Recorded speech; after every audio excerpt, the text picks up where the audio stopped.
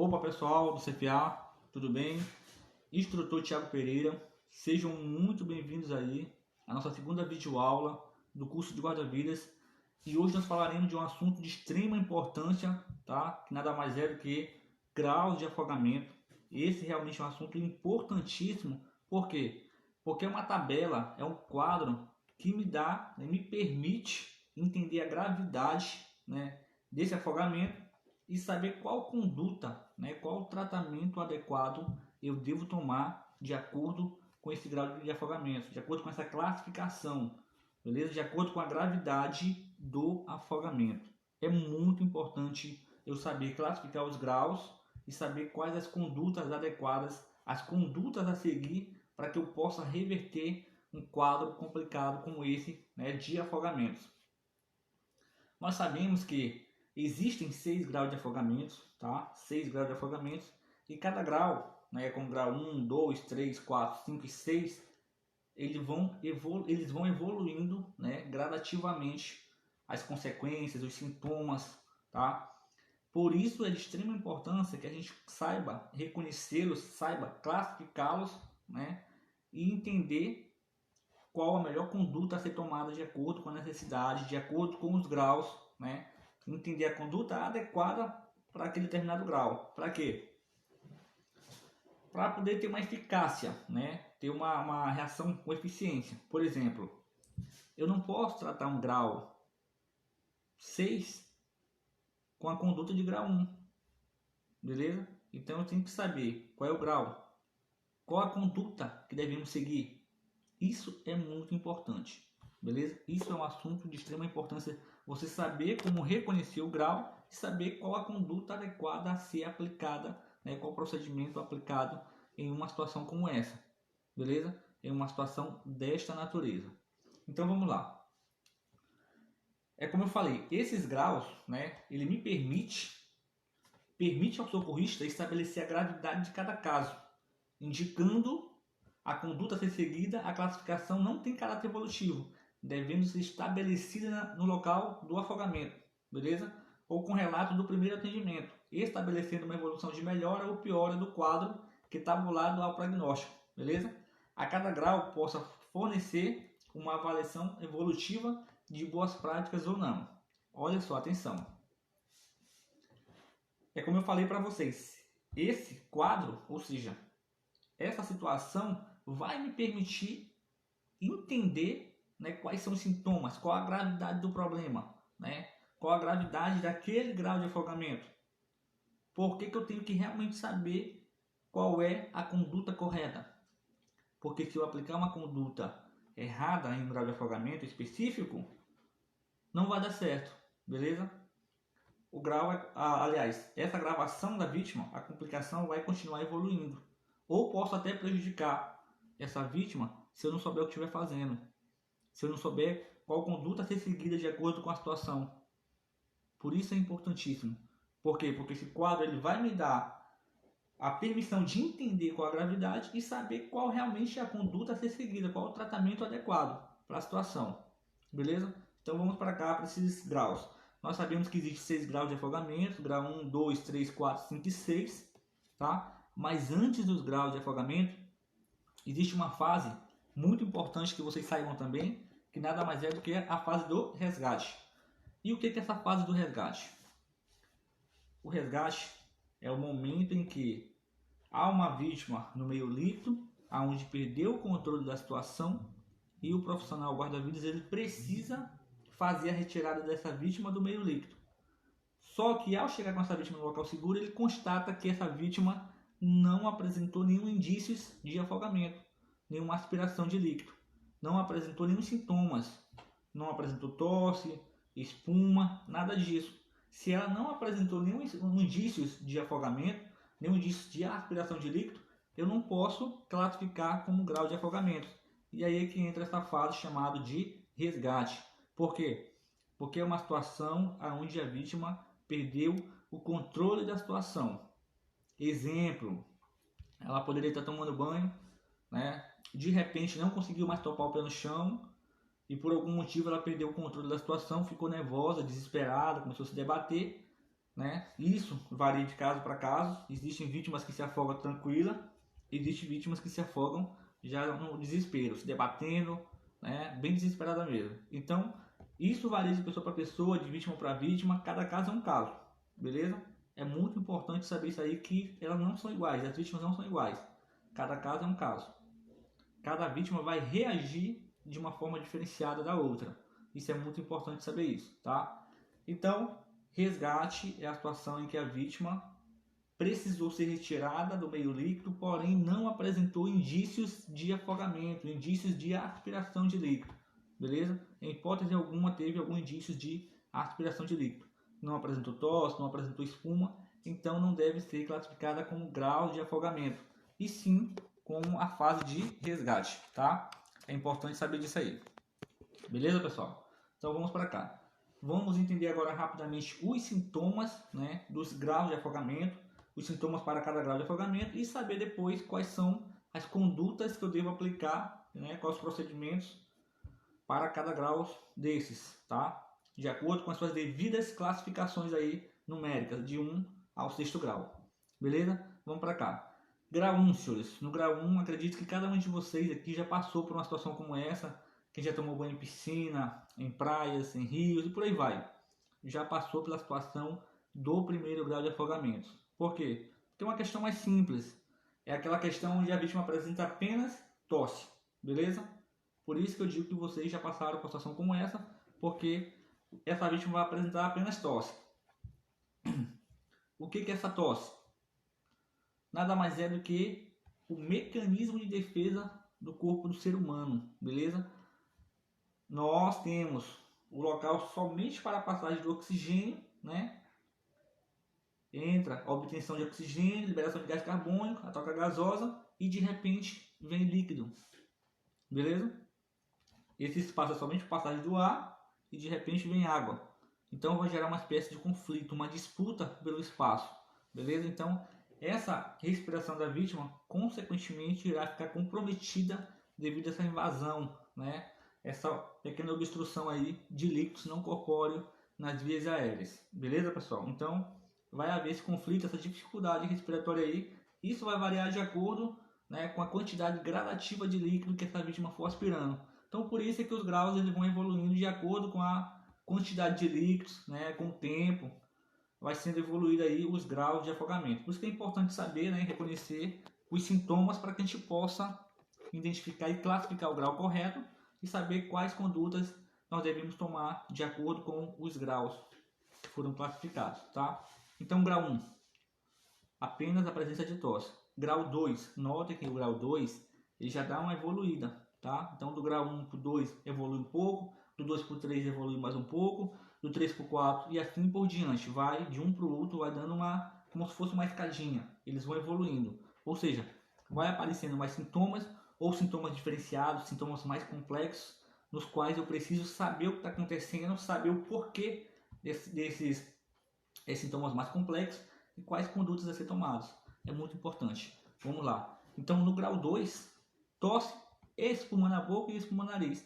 Notem que no primeiro grau era só tosse. No segundo, tosse e já apareceu espuma na boca e espuma no nariz. Grau 3, tosse, espuma na boca, muita espuma na boca e muita espuma no nariz. Então no grau 3, ele já é mais complexo que o 2, tá? Já apresentou muita espuma na boca e muita espuma no nariz. Por que espuma na boca e no nariz? Porque esses líquidos que foi aspirado já chegou no aparelho respiratório, já chegou nos pulmões. É por isso que há a presença de espuma na boca e espuma no nariz, beleza? Grau 4, já é uma situação mais complexa, já é uma fase mais diferenciada, uma fase importantíssima, com seus devidos cuidados, né? Uma intervenção rápida, porque a fase já é mais complexa. Geralmente com edema agudo de pulmão, tá? Com hipotensão, já é uma dificuldade para essa vítima, uma dificuldade respiratória, uma respiração com ruído, com barulho, você consegue ouvir um barulho já de dificuldade respiratória. Você já não encontra mais o pulso radial palpável, você só vai encontrar o pulso aonde? No carótido. Até que no grau 3 você ainda encontra pulso radial palpável. No grau 4 não. Quer dizer que o pulso parou? Não é que ele parou, é que ele está bem fraquinho, você já não consegue perceber ali na emoção, no calor da emoção, cansado do resgate, mas você vai conseguir encontrar com mais precisão o pulso no carótido, e isso no grau 4, tá? Então, dificuldade respiratória, respiração com ruído, aquela respiração aguda, né? E aí hoje nós vamos entender qual a conduta a ser tomada. Vamos para cá. Esse grau 4 é uma complicação já complexa que, se porventura não tiver uma intervenção rápida e eficaz, possivelmente, consequentemente, ela irá evoluir para o grau 5, para uma PR, uma parada respiratória, beleza? Onde para ali a respiração, tá? E rapidamente também, nesse tempo de ouro, se ela não tiver também uma intervenção rápida e eficaz, ela pode sim também evoluir para o grau 6, o sexto grau de afogamento, que é chamado de PCR, parada cardiorrespiratória, beleza? E aí é um grau muito mais complexo, porque essa vítima, ela está num grau 6, com a parada cardiorrespiratória, né? Ela está num grau de ir a óbito ou um grau de voltar para o grau 5 ou grau 4, beleza? É uma situação muito complexa. Se ela não tiver uma intervenção rápida, com eficiência, ela pode sim evoluir para um desses dois lados, que no caso, ou óbito ou voltar normalmente, beleza? Mas já é uma situação muito complexa, então tenham cuidado para que a vítima de vocês não chegue a evoluir com um grau como esse, grau elevado, grau 6, gravíssimo, e que vocês consigam, né, reverter a situação caso essa vítima se encontre no grau 6, tá? No sexto grau de afogamento, beleza? Então vamos lá. Agora nós vamos falar sobre os sintomas e quais condutas a serem tomadas, beleza, pessoal? Para que a gente possa entender melhor aí como é que funciona. Então, no grau 1, senhores, eu falei para os senhores que os sintomas é apenas a presença de tosse. Quais condutas eu devo tomar para reverter uma situação como essa? Vamos lá. No primeiro momento eu devo só avaliar essa vítima e liberar do próprio local, tá? Do afogamento. Se for criança, o que eu devo fazer? Eu devo chamar os pais, o responsável, quem estiver lá como responsável, o irmão mais velho, uma tia, não importa o grau de parentesco. Tem que chamar alguém lá que está como responsável dessa criança e participar do que está acontecendo, que ela já teve um índice de afogamento, simples ali no momento, foi só um grau bem leve, só o primeiro grau de afogamento, apresentou tosse, mas que isso pode gerar um grau maior depois se ela continuar ainda tomando banho, sem a presença, sem os cuidados, sem as medidas preventivas do responsável ali próximo.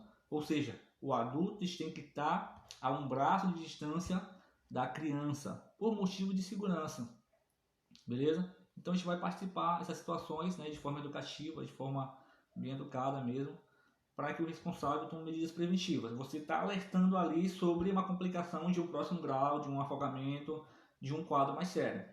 Lembrando que aquele foi bem simples, mas que pode evoluir, que ela pode submeter a um afogamento mais complexo, como grau 2, grau 3 e por aí vai. Beleza? Se for um adulto também é importante saber buscar informações, se tem alguém próximo, se tem alguém acompanhando, porque assim, existem as possibilidades de pessoas adultas irem para a praia sozinhas, mas geralmente elas vão com alguém, estão acompanhadas por alguém, e é importante que a pessoa chame essa pessoa que esteja lá e participe também da situação, né, da importância das medidas preventivas, né, da forma segura de adentrar no meio líquido e da forma complicada que ela pode submeter, né, se ela continuar teimando ali no local inadequado para o banho, e as possibilidades de afogamento, né, que ela pode estar submetendo. É importante saber disso também, beleza? Então, mas nada muito sério, não precisa ir para o hospital, é algo bem simples. Acredito que todo mundo já passou por essa fase aí, quem já banhou de rio, lá de piscina, já passou por uma fase do primeiro grau de afogamento, tá? Nada mais é a presença de tosse, né, devido ao mecanismo de defesa do nosso corpo, beleza?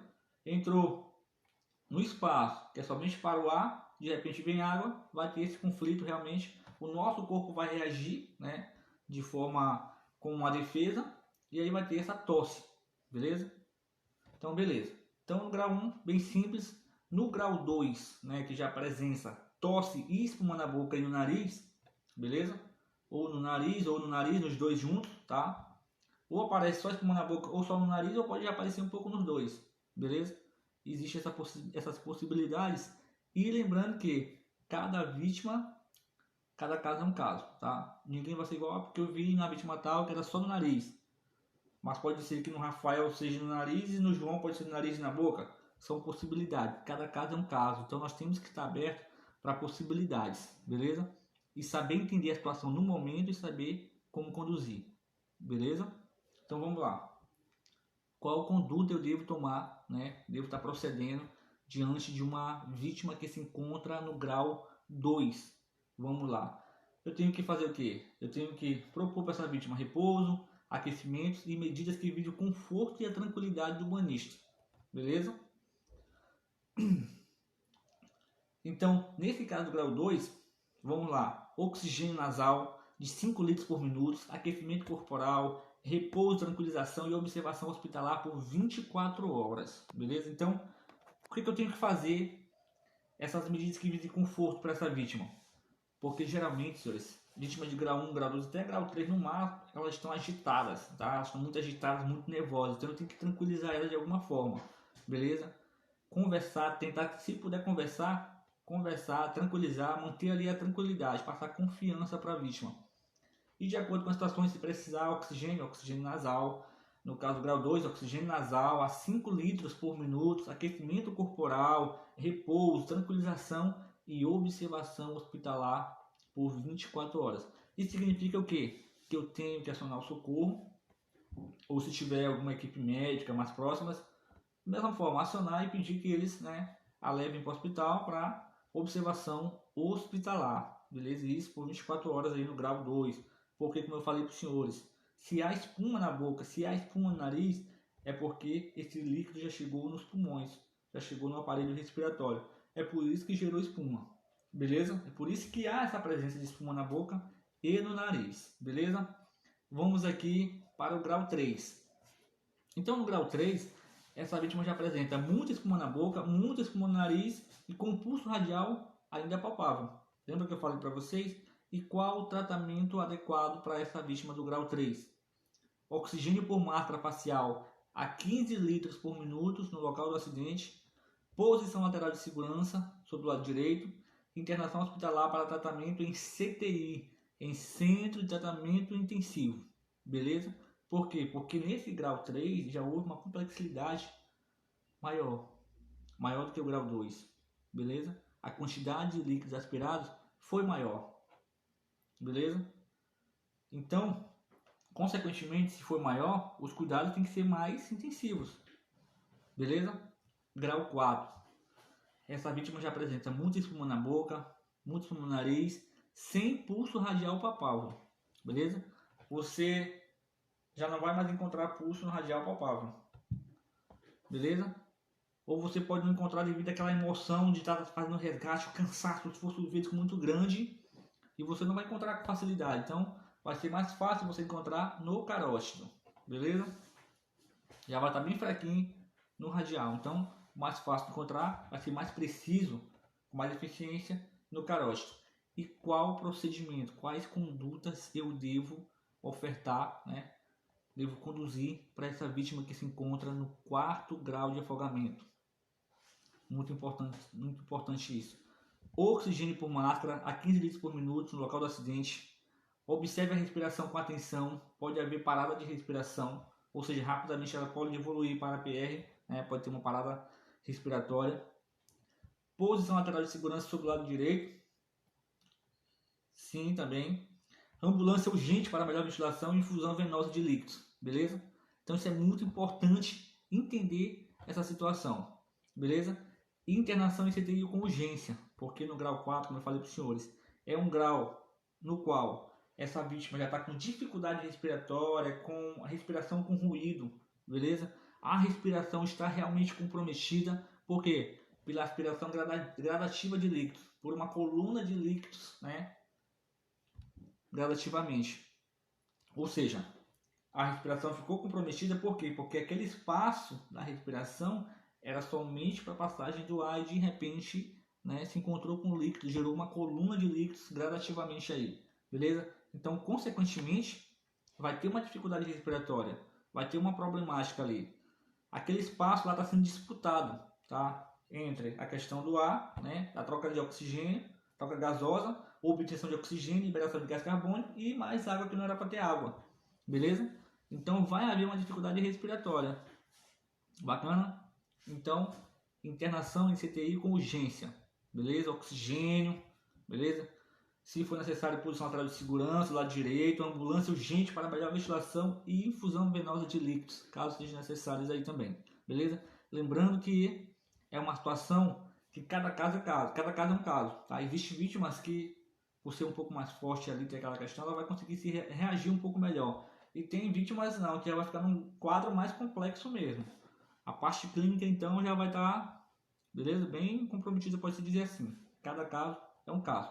Nem toda vítima vai reagir igual a outra, beleza? Vai ter aquelas com mais facilidade de reação e outras mais complexas aí com relação ao quadro clínico. Por isso que é importante você saber quais as condutas, né? E saber realmente reconhecer aí quais os sintomas, beleza? Para saber conduzir a situação. E aí, como eu falei para vocês, se porventura não tiver uma intervenção rápida e eficaz, ela pode sim evoluir para o grau 5, uma parada respiratória. Parada respiratória, vamos lá. Com pulso carótido ou com sinais de circulação presente. Então, no grau 5, significa o quê? Que essa vítima tem, como eu falei para vocês, que no quarto grau ela não tem mais pulso radiopalpável, você vai encontrar um antinocarótido, a mesma coisa no grau 5, tá? E sinais de circulação ainda presente, beleza? Só que a respiração em si ela já deu uma parada, beleza? Então, o que eu devo fazer agora? Né? Qual procedimento, qual conduta? O que eu devo fazer? Ventilação boca a boca, não faça compressão torácica, após retornar à respiração espontânea, trate com o grau 4. Olha só, e aí entra aquela questão da respiração boca a boca. Ah, mas respiração boca a boca é proibido, não vou fazer. O protocolo diz o seguinte, que a respiração boca a boca, ela não é recomendável, beleza? Ela não é recomendável. Por quê? Por uma série de fatores aí que você pode estar se expondo a questão de doenças infectológicas, no caso, né? Pode se infectar com relação a doenças. Mas assim, o protocolo diz o seguinte, que não é recomendável, ele não diz que é proibido, tá? Por exemplo, se for um parente seu, você vai deixar ir a óbito? Ah, não, o protocolo diz que é proibido, eu não vou fazer, vou deixar meu parente morrer. Isso não existe, né? Então o protocolo diz o seguinte, que não é recomendável. Ele diz que não é recomendável fazer a ventilação boca a boca.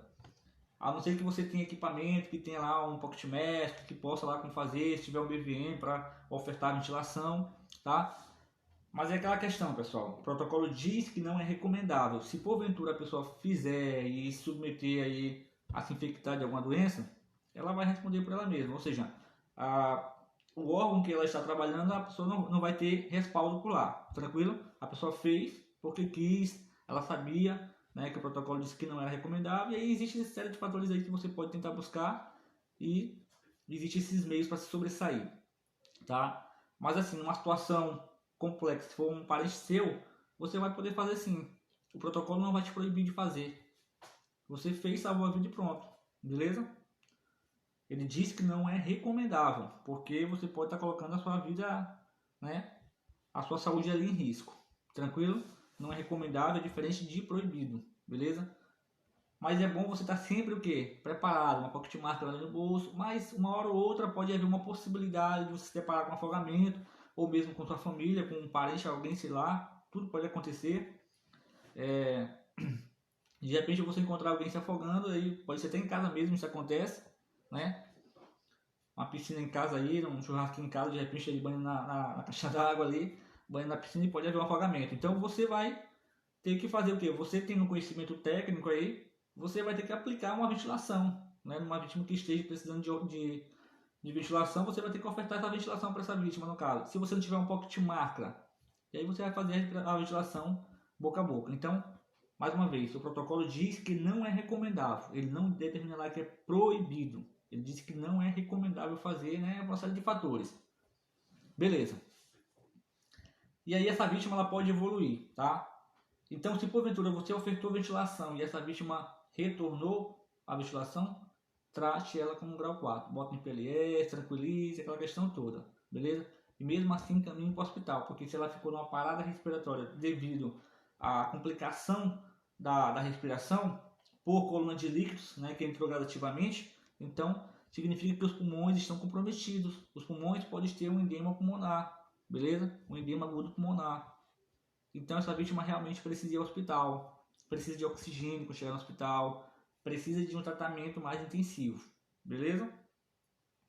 Vamos lá. Mas se mesmo assim essa vítima evoluir para o grau 6, para uma PCR, uma parada cardiorrespiratória, o que eu devo fazer? Primeiro momento, você constatou que tem uma vítima, tá, em PCR, parada cardiorrespiratória, primeiro momento é acionar o socorro especializado e pedir que traga o DEA. Na verdade, esse procedimento deve ser feito desde o terceiro grau. Do terceiro para o quarto grau, você já deve estar acionando o socorro. Por quê? Porque se porventura essa vítima evoluir para um quadro mais complicado, mais agravante, você já está esperando, já acionou alguém, já acionou o socorro especializado, eles já estão vindo para te dar o suporte. Se porventura essa vítima melhorar e não precisar, né, desse socorro especializado, você fez sua parte, tudo bem. Mas se ela precisar, você já está ali, já acionou, né, já adiantou o assunto, eles já estão vindo e já vão te dar o suporte mais avançado. E dessa forma, você vai estar evitando que essa vítima chegue num quadro complicado ou possa ir a óbito. Muito importante isso aí. Então, terceiro, quarto grau, você já deve estar chamando, acionando socorro, né, e falando que precisa do DEA. No grau 6 é aí que você realmente precisa.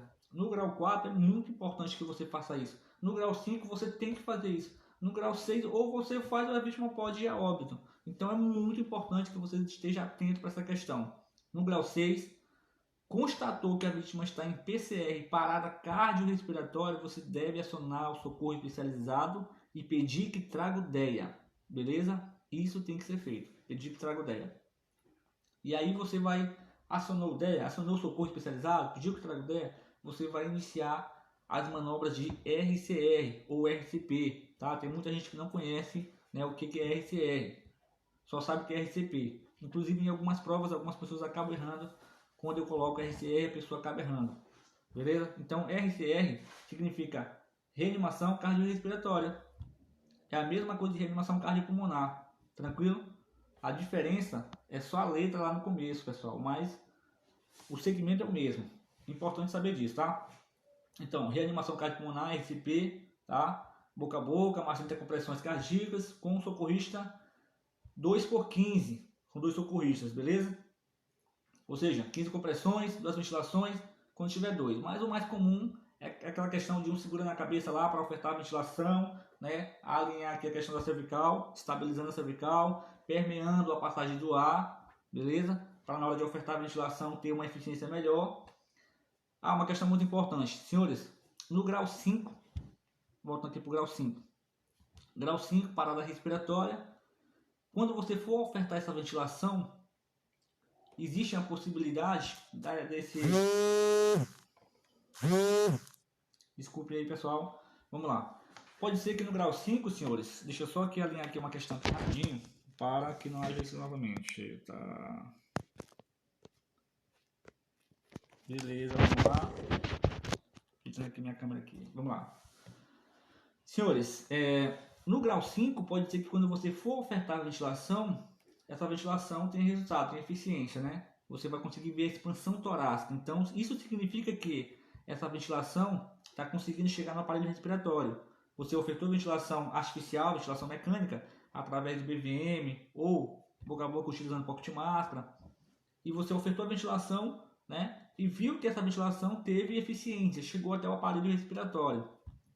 Mas se porventura você ofertar a ventilação de resgate a uma vítima, no caso, né? Quarto grau, quinto grau, você oferta no quarto grau, você já ofertou ventilação? Se você não tiver oxigênio para ofertar lá, cilindro de oxigênio, lógico, está na praia, está no rio, mas você tem como ofertar ventilação artificial, ou com BVM, ou com pocket mask, ou boca a boca mesmo, e você oferta essa ventilação, e você consegue notar que não tem expansão torácica, isso significa que provavelmente essa vítima deve estar com uma obstrução, tá? E essa obstrução ela pode ser parcial ou total. Isso pode ser, né? Pode ser que tenha um corpo estranho nas vias aéreas dessa vítima e que você precisa fazer o quê? Fazer alguns procedimentos. Por exemplo, quando você fizer essa super extensão aqui do queixo, no caso, que você precisa abrir a cavidade oral, verificar se consegue notar lá, consegue visualizar o corpo estranho, e se você conseguir, você tem que fazer a varredura, tá? Tirar aquele corpo estranho. beleza? Tirar o corpo estranho, fazer a limpeza. Se tiver só com espuma também, essa espuma também, se tiver em uma grande quantidade na boca, ela vai dificultar essa respiração, beleza? Essa conduzir vai dificultar, né, a passagem do ar. Então você precisa fazer a limpeza ali, a varredura, para tirar qualquer corpo estranho. Pode ter lá resto de comida, pode ter sangue, pode ter saliva, pode ter água, né? Depende muito da situação em que a vítima se submeteu, né? Por exemplo, se ela se afogou pulando uma embarcação e pode ter batido a cabeça, pode ter submetido a um TRM, um traumatismo raquimedular, tá? A um traumatismo crânioencefálico. Ela pode ter fraturado também a cervical, né? Algumas vértebras da cervical. Ela pode ter também uma hemorragia interna de alguma pancada que ela bateu, foi dar um salto mortal, escapuliu, bateu o peito. É uma série de fatores. Então tudo isso pode gerar alguns tipos de corpo estranho. Pode ser sangue, pode ser saliva. E tudo isso pode dificultar a ventilação artificial ou a ventilação normal mesmo. Beleza?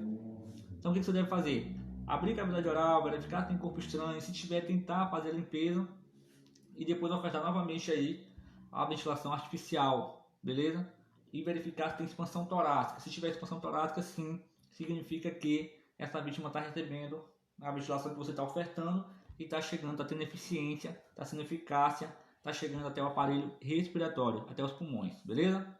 Vamos lá. Então, voltando para o grau 6 aqui agora, grau 6, sexto grau de afogamento, PCR, parada cardiorrespiratória, você deve acionar o socorro, você deve iniciar as manobras de RCR, RCP, tá? Reanimação cardiopulmonar, seguidas de compressões por ventilações, tá? Basicamente 30 compressões, que é o comum, né? 30 compressões por 2 ventilações no ciclo de 5, beleza? Ou seja, a cada ciclo de 5 você tem que parar. Isso é basicamente no intervalo de 2 minutos nessa base, tá? Você deve fazer o que agora? Avaliar novamente essa vítima, verificar a circulação, respiração, tem pulso já voltou alguma coisa? A respiração voltou?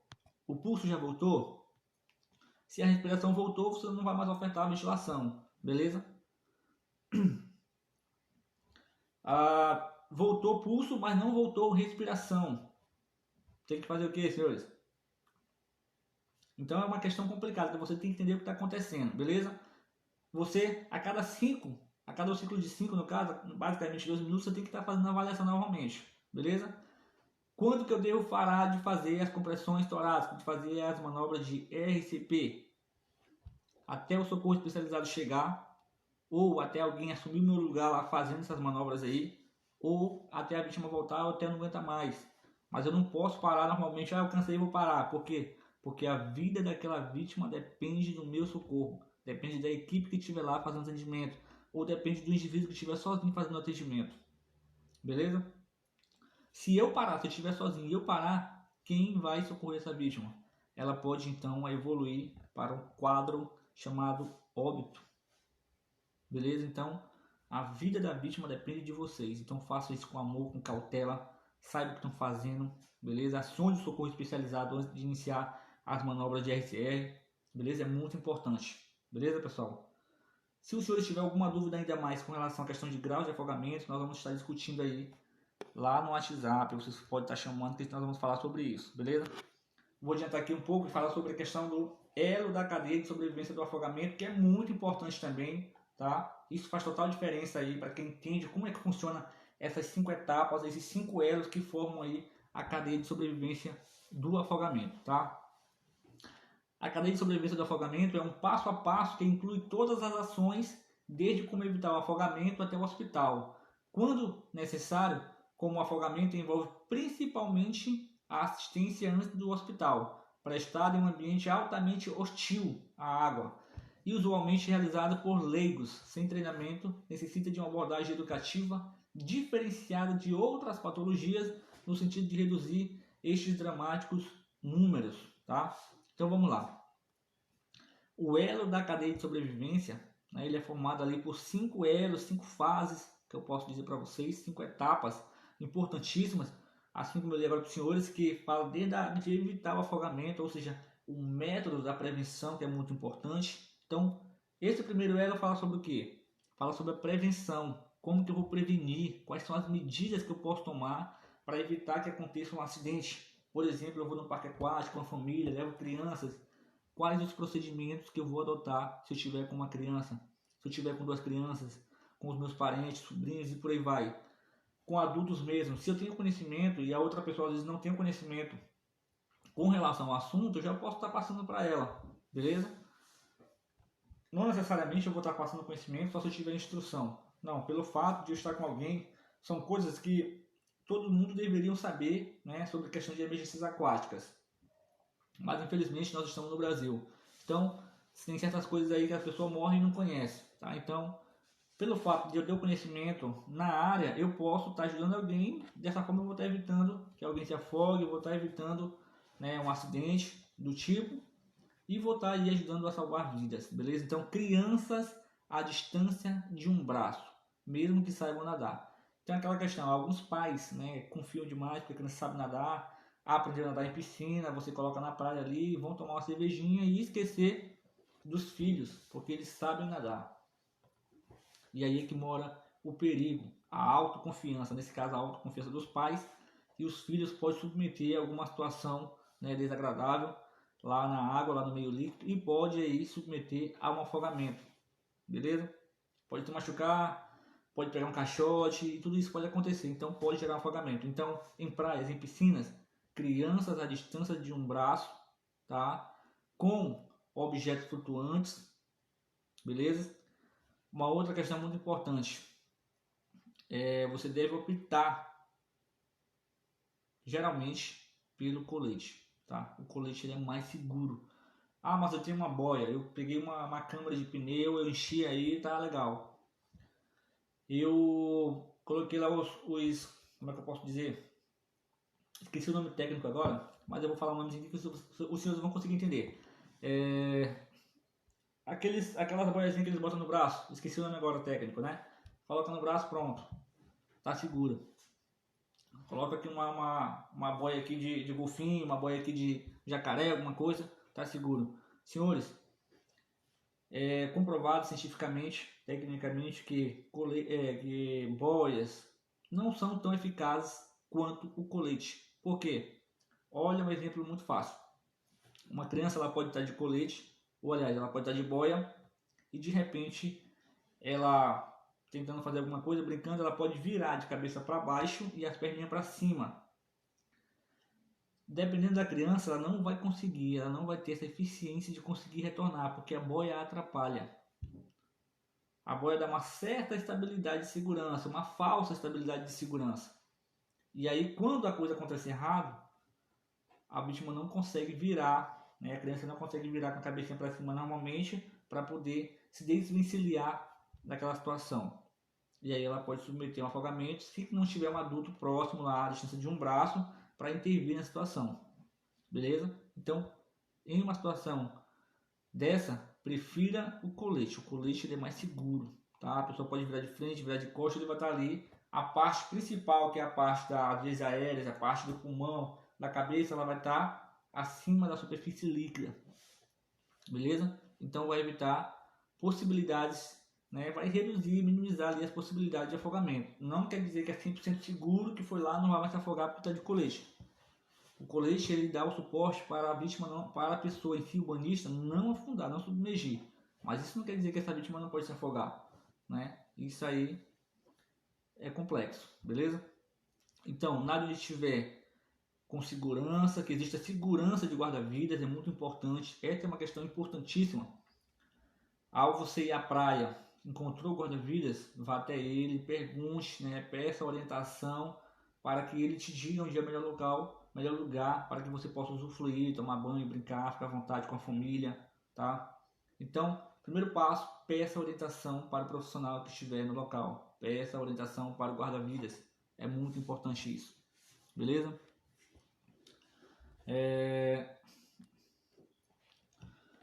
Outra questão. Não subestime a capacidade de natação. Beleza? Braço ali todo tempo. A criança sempre à distância de um braço, tá? Água no umbigo, sinal de perigo. Essa é uma questão também muito importante, beleza? A forma de entrar na água é muito importante também. Não subestime as situações. Por exemplo, num local que você não conheça. você nunca foi nesse local, vai num rio, num garapé, e a água é turvas, água é escura, não entre de qualquer jeito, não saia mergulhando. Lá pode ser raso, se você mergulhar você pode ter um TRM, beleza? Pode ter uma fratura cervical, fratura da coluna, diversos fatores que podem acontecer no local raso, tá? Você pode bater a cabeça lá num local duro, num corpo estranho, numa pedra, num toco, pode enfiar a cabeça numa raiz, e aí não tem como pedir socorro dentro da água, debaixo da água não tem como pedir socorro, beleza? Então a parte da prevenção é importantíssima. E outra questão, aprenda a nadar, beleza? Se é criança, se é adulto, aprenda a nadar. Os pais devem colocar as crianças para aprender a nadar, os adultos devem já ir perdendo esse medo e se familiarizando com o meio líquido, beleza?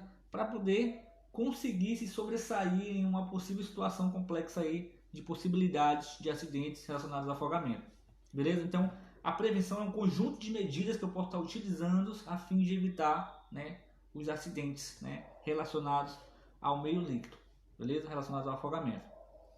A segunda etapa, aqui diz o seguinte: reconhecer o afogamento e pedir para ligar para o 193. Então é muito importante que quando se depararmos com uma vítima que estiver se afogando, saber reconhecer que essa vítima realmente está se afogando e saber qual procedimento eu devo aplicar para reverter essa situação, beleza?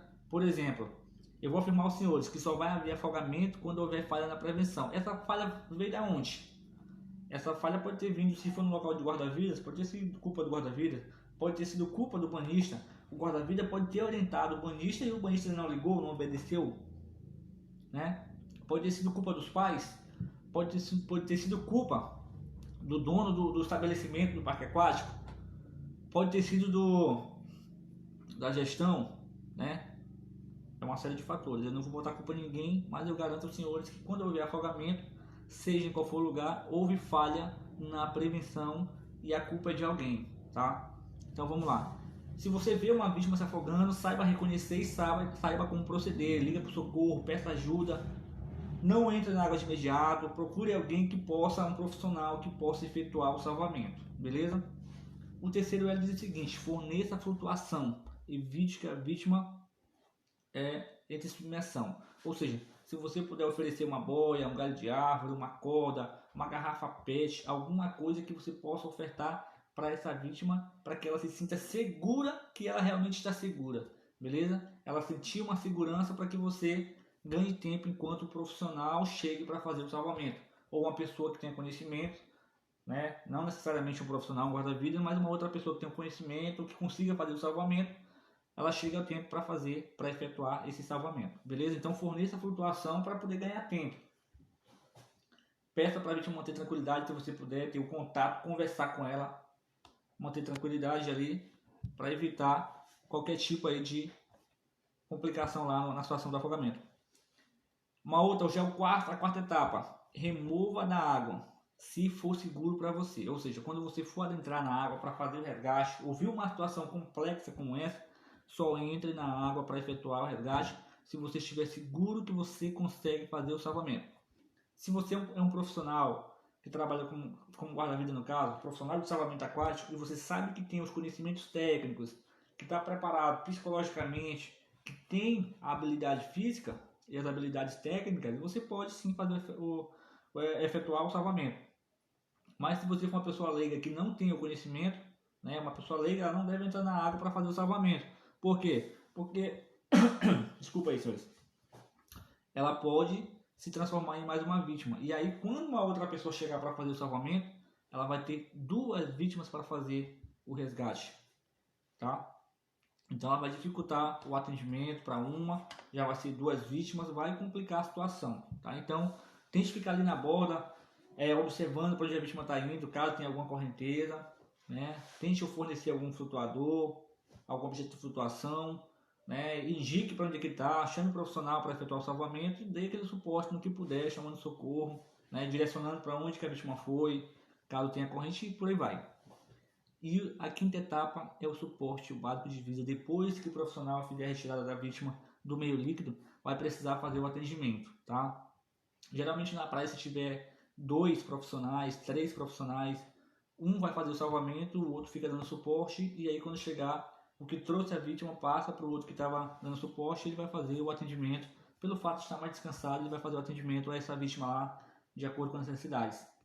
É a situação que ele vai fazer toda a avaliação, né? Identificar, classificar qual o grau de afogamento, se tem respiração, se não tem, a articulação da vítima, fazer toda aquela análise, fazer a avaliação da cena, da situação e vai saber quais procedimentos, quais condutas devem ser seguidas, devem ser tomadas aí para evitar um agravamento da situação. Beleza, pessoal? Olha só, pessoal, hoje nós vamos ficar por aqui com essa videoaula, beleza? Até o elo da cadeia de sobrevivência do afogamento.